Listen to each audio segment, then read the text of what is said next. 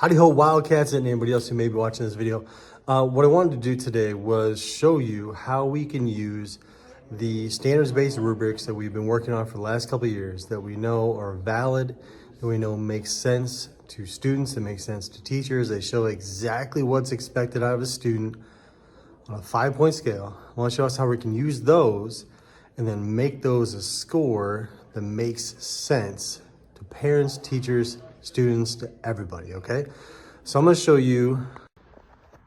All right, so here I have one of the rubrics that we use for the English department. So this would be a rubric we can use for single assignments, individuals, for groups, whatever. But as we know, a 5 generally equates to like an A+, a 4 is an A, a 3 is a B, 2 is a C, a 1 is a D, and an F means you either didn't complete it, didn't attempt it, or it did not meet standards. So for us in the English department, you can get a 0, you can also get a 5. But these rubrics, again, have been designed by all of us through standards-based stuff. So if it's a group assignment, what I'll always do is if there are 4 members of the group, let's just say one of them is Billy, then I put Billy's initial here. You know, let's say Steve is over here and Steve maybe got this on this. Even if it's a group assignment, I'll always have an individual grade. Moving on. Let's just say little Billy ended up with a 4, and then Billy got a 5 here. Good job, Billy. Billy got a 4 here, and then Billy got a 4 here. All right. Now, if you just do the simple math on it, out of 20, all right, Billy ended up with a 4, 4, 4, that's 12, and 5, that's 17 out of 20. All right. So 17 out of 20 is going to be what, roughly 85%? 85% would normally equal a B, right? And we know that that's not correct. So since we know this isn't correct, there has to be something else out there that can help us figure out what the grade actually should be, right? And that's where this Marzano calculator comes in, and Tim Franz helped create this for us. So if I'm looking at this Marzano scale, and I will share a link with anyone who wants this, and again, shout out to Tim Franz, because this is math and Excel spreadsheets, and I don't understand those things.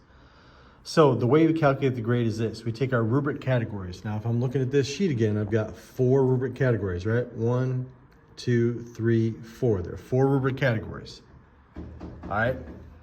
And then I'm looking and I see that my student's score on this is a 17. All right. So if my rubric categories are 4 and 17, if I hit the enter button, that equals to be a 92.5. Now, here's the thing. I can make this assignment out of 20 points.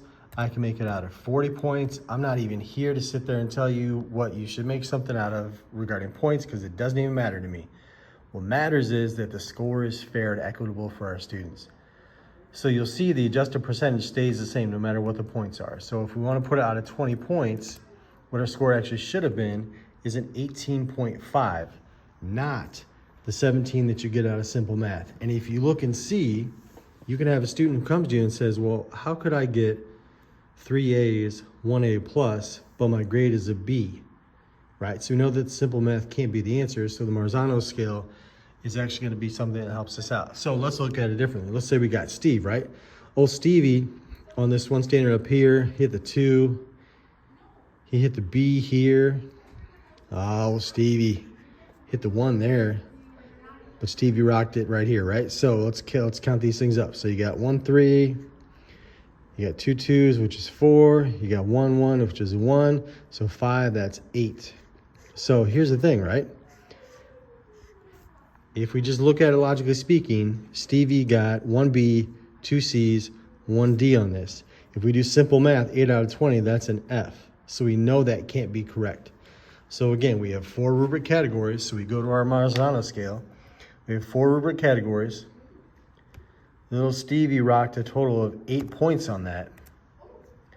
And so we know the 8 points is a 70. Whoa, look at that, 70. Couldn't even do that again if I tried. That makes sense though, right? Because we had 2 C's, a D and a B. The D and the B would cancel each other out to make it a C. So this works out perfectly with the scores. And again, you can adjust this if you want this total points to even be something as simple as like a 10, it'll automatically convert it for you. So then you just put those points into your Infinite Campus gradebook. And this is the way that we can make this to where we have standards-based rubrics, which are designed to be as rigorous as you want them to be, to really challenge our students to raise the standard of excellence that we have so they know exactly what they need to do. If you have a student who wants to get a 5, man, get that 5. And if you have a student who doesn't do the things, well, then they don't do the things, but this will help us to keep track of all that, right? And if you're in a group situation, you could even grade each individual student according to the group thing, right? And then you just use the Marzano calculator to make it make sense. All right, so this is how you make it make sense. If you need a copy of this, please let me know. Other English teachers can also help you out. But again, the big credit goes to Tim France for creating this.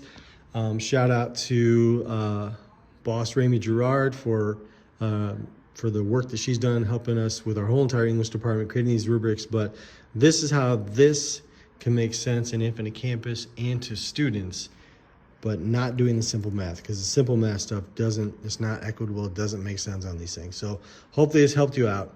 If it didn't, I apologize. You can blame Dave Johnson. Bye-bye.